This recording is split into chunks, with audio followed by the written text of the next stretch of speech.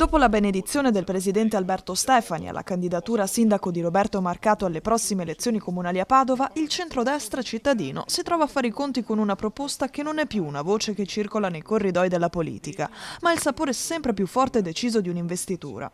Forza Italia, con il segretario cittadino Giampiero Avruscio, riflette sulla necessità imprescindibile di andare uniti alle prossime amministrative del 2027. Prima però ci deve essere un confronto. Bene ha fatto Marcato a candidarsi e a muovere le acque.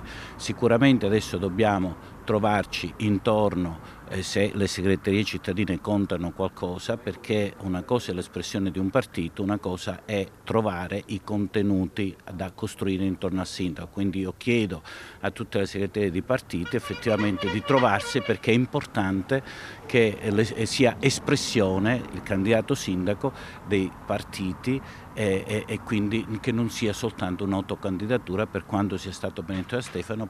Bisogna che ci troviamo concordi, perché la partita dobbiamo giocarla insieme. Per Fratelli d'Italia l'endorsement di Stefani non è stata certo una sorpresa, ma serve un coordinamento regionale. Il pronunciamento del presidente Stefani a favore della candidatura a Padova del consigliere regionale Marcato non ci coglie di sorpresa.